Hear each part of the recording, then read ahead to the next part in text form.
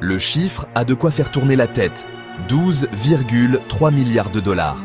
C'est le montant total des amendes que les entreprises du secteur des crypto-monnaies ont dû payer ces dernières années. Pour te donner un ordre d'idée, cette somme est supérieure au budget annuel de certains petits pays. Ce n'est pas juste une petite tape sur les doigts, c'est un véritable coup de semonce envoyé par les régulateurs du monde entier. Ce chiffre colossal montre que l'ère où le monde de la crypto pouvait opérer dans une sorte de Far West numérique, sans règles claires ni supervision, est bel et bien terminée. Les autorités financières ont décidé de siffler la fin de la récréation et de mettre de l'ordre dans un écosystème en pleine expansion, mais souvent chaotique. Mais alors, pourquoi des amendes aussi énormes? Les raisons sont multiples, mais elles tournent principalement autour du non-respect de règles financières fondamentales qui existent depuis des décennies dans le monde de la finance traditionnelle. La principale accusation est souvent le manque de procédure Know Your Customer, qui oblige les entreprises à vérifier l'identité de leurs clients. Une autre infraction majeure est le manquement aux obligations de lutte contre le blanchiment d'argent. Concrètement, les régulateurs reprochent à de nombreuses plateformes d'avoir fermé les yeux, voire facilité, des transactions illicites permettant à des fonds d'origine douteuse de circuler librement sur leur système sans aucun contrôle adéquat. Ces règles ne sont pas là pour rien. Elles ont été mises en place pour protéger l'intégrité du système financier mondial et pour empêcher que des organisations criminelles ou des entités sanctionnées puissent financer leurs activités illégales. En ignorant ces obligations, certaines entreprises crypto ont, selon les régulateurs, ouvert une boîte de Pandore. Elles sont accusées d'avoir permis le financement d'activités illicites, de la fraude à grande échelle jusqu'à des choses bien plus graves. Les autorités considèrent que ces plateformes ont profité d'un vide juridique pour croître de manière exponentielle, tout en négligeant la sécurité et la protection des consommateurs et du système financier global. En plus du blanchiment d'argent, d'autres accusations reviennent souvent. On parle notamment de la vente de titres financiers non enregistrés. Pour faire simple, certains projets crypto ont vendu des jetons qui, selon les régulateurs, se comportent comme des actions d'entreprise. Or, pour vendre des actions au public, il faut suivre une procédure d'enregistrement très stricte, ce que beaucoup n'ont pas fait. S'ajoutent à cela des accusations de manipulation de marché et de manque de transparence sur les risques encourus par les investisseurs. C'est cet ensemble de manquements graves qui a conduit à cette addition particulièrement salée de 12,3 milliards de dollars. Un message clair que les règles s'appliquent désormais à tous. Pour bien comprendre la situation, il faut regarder les cas les plus emblématiques, à commencer par celui de Binance.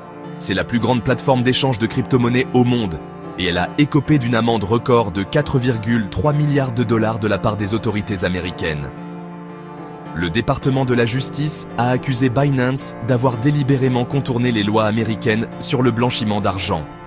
Pendant des années, la plateforme aurait permis à des utilisateurs de s'inscrire et de transférer des fonds sans vérification d'identité suffisante.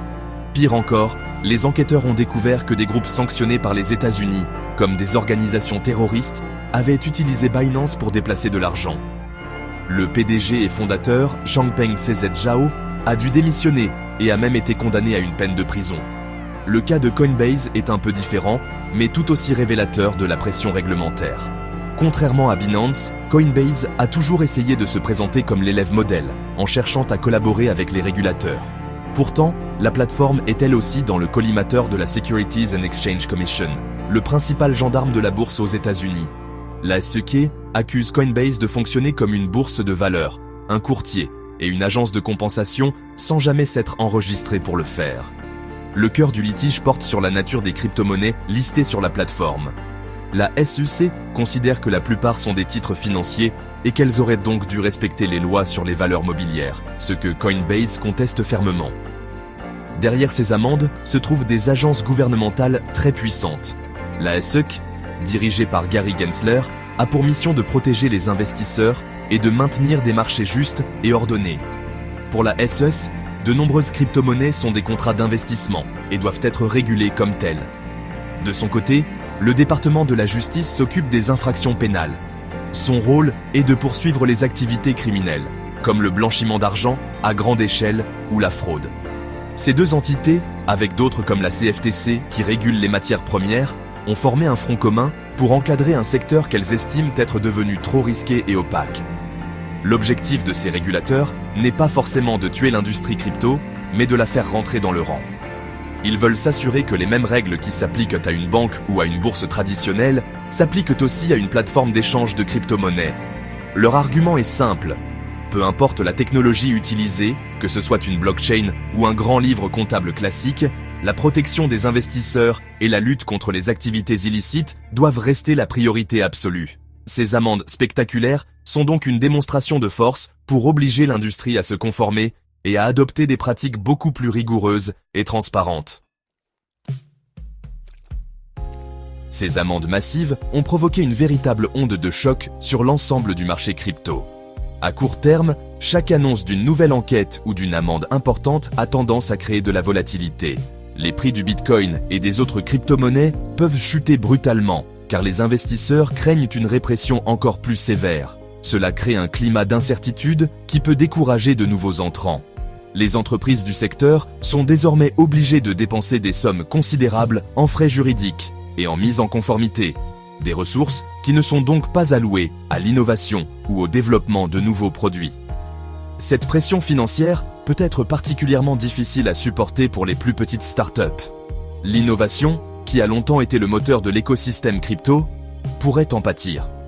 La peur d'enfreindre des règles encore floues ou en constante évolution peut freiner la créativité.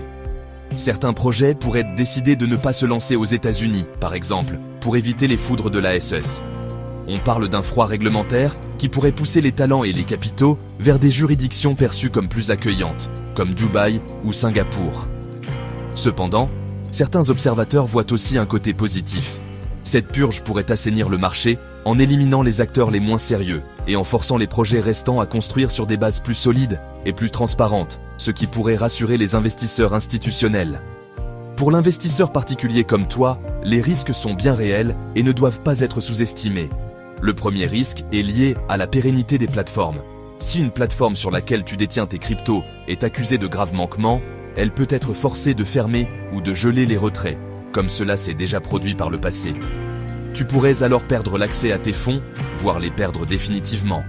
De plus, la volatilité induite par les nouvelles réglementaires peut entraîner des pertes financières rapides si tu n'es pas préparé. Il est donc crucial de ne pas stocker tous tes actifs sur une seule plateforme d'échange et de te renseigner sur leur statut réglementaire. Au-delà du risque de perte directe, il y a aussi un risque de voir la valeur de certains de tes investissements s'effondrer. Si la SEC décide qu'un altcoin que tu possèdes est en réalité un titre financier non enregistré, sa valeur pourrait plonger. La plateforme qui le liste pourrait être forcée de le retirer, ce qui assécherait sa liquidité et le rendrait très difficile à vendre. Cela souligne l'importance de faire ses propres recherches et de ne pas investir plus que ce que tu es prêt à perdre. L'intervention des régulateurs rappelle à tous que le marché crypto, malgré ses promesses, reste un environnement à haut risque, où les règles du jeu sont encore en train d'être écrites. Alors, à quoi peut-on s'attendre pour l'avenir ? On peut imaginer 3 scénarios principaux qui pourraient se dessiner. Le premier est celui de la régulation totale. Dans ce futur, les régulateurs réussissent à imposer leur vision. Les plateformes crypto fonctionnent exactement comme des banques ou des courtiers traditionnels, avec des règles Know Your Customer et anti-blanchiment très strictes pour chaque transaction. Les crypto-monnaies anonymes sont interdites ou marginalisées. Ce scénario apporterait une grande stabilité et attirerait massivement les investisseurs institutionnels. Mais il pourrait aussi étouffer l'esprit de décentralisation et d'innovation qui a fait naître la crypto. L'industrie deviendrait une simple branche de la finance traditionnelle, mais fonctionnant sur une technologie différente. Le deuxième scénario est celui de la coexistence et spécialisation. Ici, le marché se scinde en deux.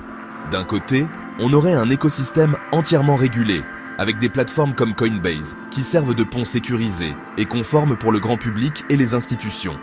De l'autre côté, la finance décentralisée continuerait d'exister dans un espace plus underground et plus risqué, attirant les puristes de la décentralisation et les technophiles prêts à naviguer dans un environnement sans garde-fou. Les régulateurs se concentreraient sur les points d'entrée et de sortie, laissant la DeFi évoluer plus librement, à l'image des débuts d'Internet. Ce serait un compromis entre sécurité et liberté. Le troisième scénario est le plus radical, la révolution décentralisée. Dans cette vision, l'innovation technologique prend le dessus sur les tentatives de régulation. Les protocoles décentralisés deviennent si faciles à utiliser, si sécurisés et si efficaces que la majorité des utilisateurs délaissent les plateformes centralisées. Les régulateurs auraient alors beaucoup de mal à contrôler un système qui, par nature, n'a pas de centre de commande ni d'intermédiaire à sanctionner. Ce serait la réalisation de la vision originelle de Satoshi Nakamoto, mais ce monde poserait d'énormes défis en matière de protection des consommateurs, de lutte contre la fraude et de stabilité financière, car il n'y aurait aucun filet de sécurité. Quel que soit le scénario qui l'emportera, une chose est certaine, le bras de fer entre les régulateurs et l'industrie crypto ne fait que commencer. Les 12,3 milliards de dollars d'amende ne sont pas une fin en soi, mais plutôt le début d'un long processus de normalisation. Pour les années à venir, l'évolution du marché sera dictée par cet équilibre fragile entre la nécessité de protéger les investisseurs et de maintenir l'intégrité financière, et le désir de préserver l'innovation et la liberté promise par la technologie blockchain. Le futur de la finance est en train de se jouer sous nos yeux, et l'issue de cette bataille déterminera le visage de l'économie numérique pour les décennies à venir.